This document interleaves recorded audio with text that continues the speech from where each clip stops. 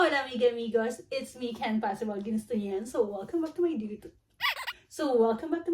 channel. Amigas, dapat no? Hola amigas amigos. Hola amigas. Hola amigas amigos. Ang plastic, parang ang plastic mo pagka. Hola. Ang dami kong problema. Hola amiga amigos. Oh, pwede naman ganun lang. Bakit ka na ba? Hola.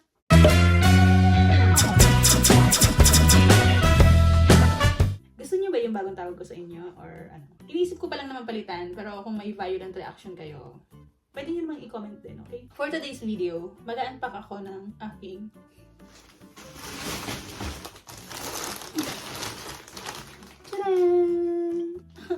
ng aking order sa Temu.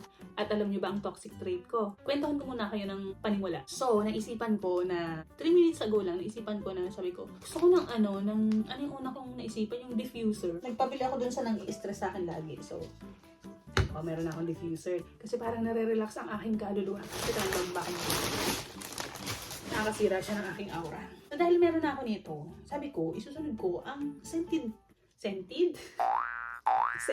So, dahil meron ako nito, tapos parang, so relaxing, like my kaluluwa is, parang na-reborn siya every time na namaamoy ko ang lavender. Anyway, tignan mo yan.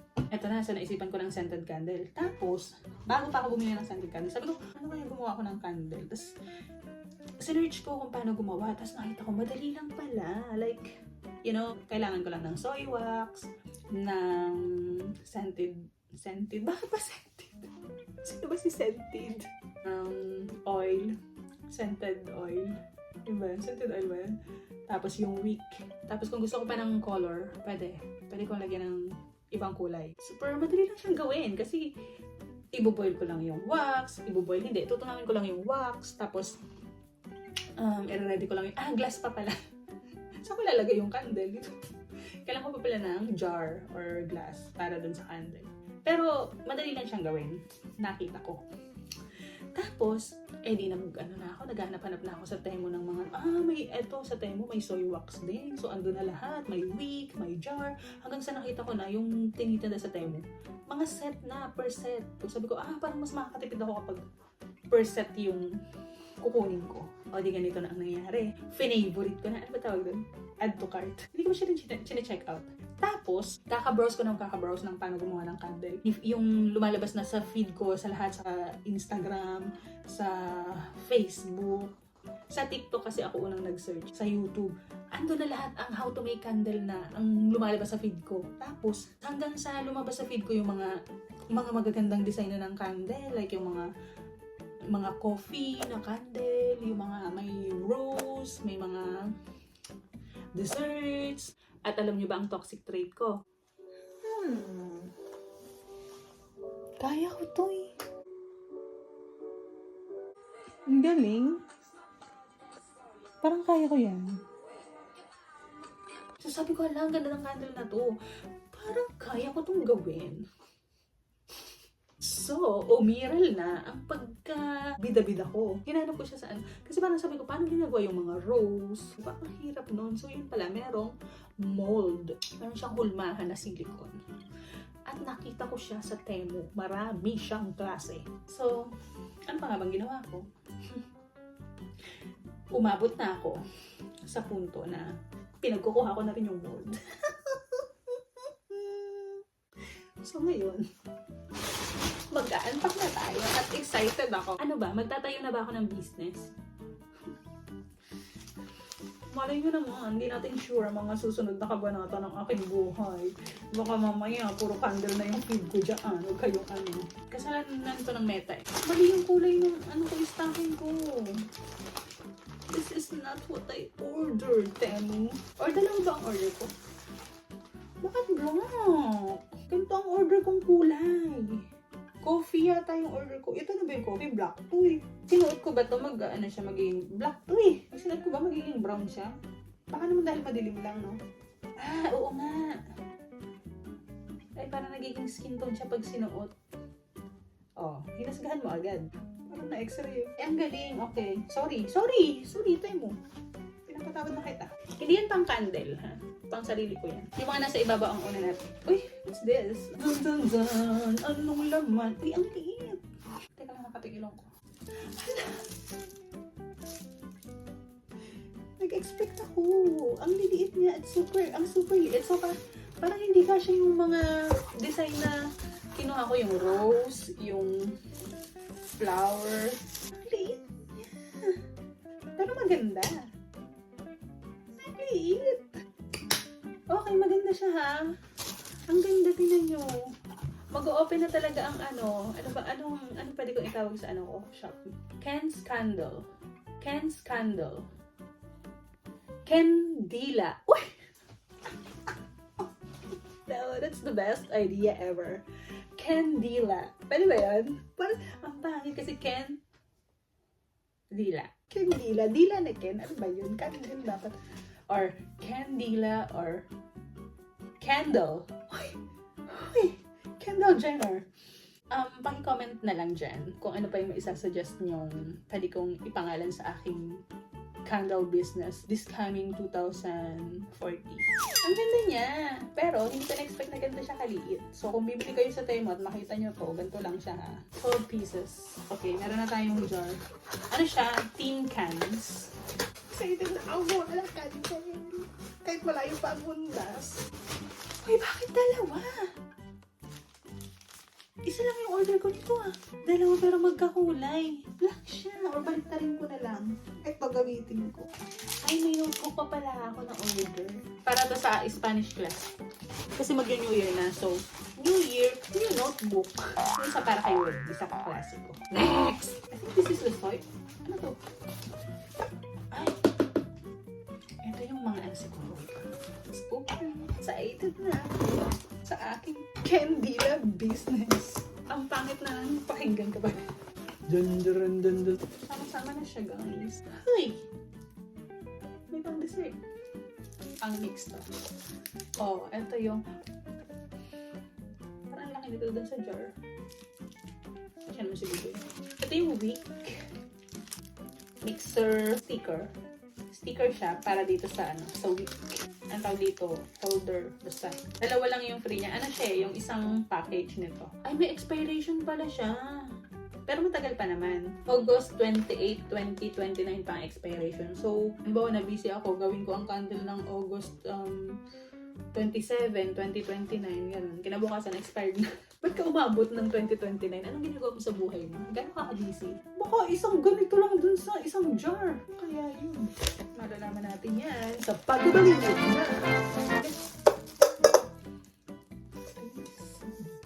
Okay. Yun lang sana yung bibilhin ko, no? Nag-check out ako ng mga iba pa. Ito yung pang kulay ng candle. Ang hindi ko alam gano'ng kadami kaya ang nagagamit ko. Parang marami-rami din siya. Candle dye. Ang dami yung kulay. For example, sapphire. Anong kulay ang sapphire? Uy, may coffee. Pwede ko nang gayahin yung gumawa ng coffee nung yung nakita ko. Ay nako, wag lang naman sana expectation versus reality ang mga maganap pag gagawa ko ng candle. Oh, hindi lang ang candle ang pang-dye, ang pang-patay. Nilalagyan din siya ng dye candle. Huh? Pa-business na talaga ako. Kuha na ako ng permit bukas para sa shop. Let's try. Hot air gun ang tawag dito. Ay, wala tayong saksakan. Magdidilim ng pansamantala. Ay! Sorry. Kailangan natin anuhin siya, syempre. Now na. Testing na natin. Uy! Maingay. Oh. Ang baho, may plastic. Kailangan mong amuyin. Okay. I'm back. The beauty is back.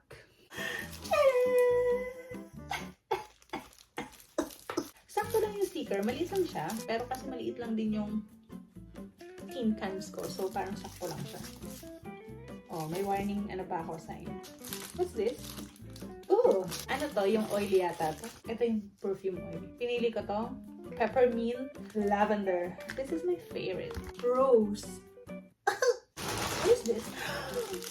Look at this. Ay, parang hindi man lang kasha doon sa jar. So cute. Magdalena. Magdalena. Daisy. Si Daisy siya.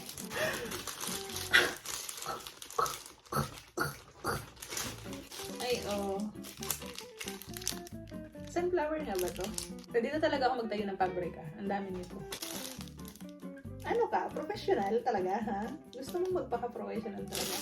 Oo, kasi napanood ko, meron silang ina-achieve na temperature. You know?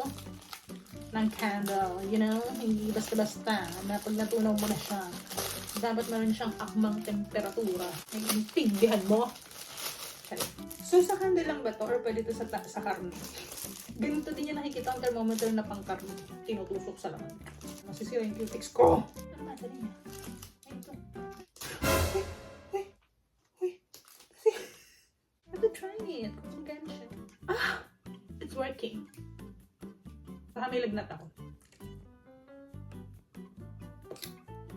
Or dito. Wingardium Leviosa. Ay, ito ang kasya dun sa jar, I'm sure. Kasi maliit lang siya. Ito yung rose na courting heart. Ala, ang lambot. Tingnan nyo. Sarap kainin. Wala namang amoy. Parang di ba yung ibang silicone mabakit?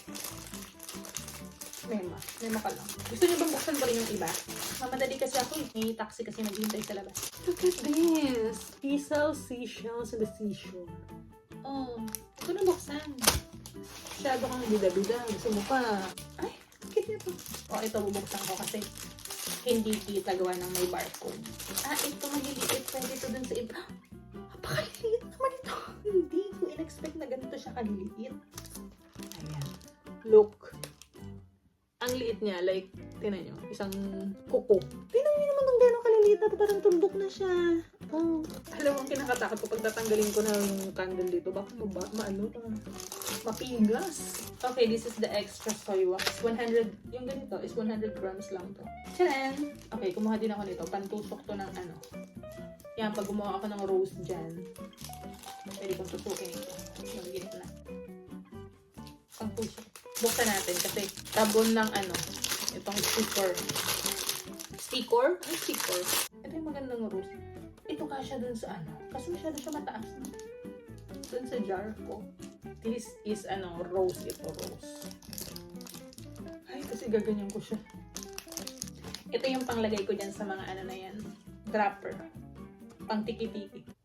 Pangkuha ko ng ano, yung melted wax. Tapos ilalagay ko dito. May tunog. Dalawa. Actually, dapat mas marami pa, pero ito na lang muna. Ah, matibay siya. Makapal siya pala. That's it. I'm so happy. Bukasan ko na bukas ang shop. Alam, liit naman pala nito, no? Kuha ko nito, pang scalp to. Hindi siya pang candle, pang... Uy! Ah! Oh! Nakalpis. Parang hindi ako naniniwala dito. Ah, okay. Ano siya, parang ball pen. Ayun. Okay naman. Okay. Fine. Parang nag-stop na yung iba. Parang nag-stop na sa pag-roll yung iba. Alright, that's it. Gusto nyo bang sukatin ko yung ano, leggings para magkaalaman? Ay! Siguro pag na... Ah, okay. So feeling ko, pag natatamaan naman siya ng araw sa labas, no?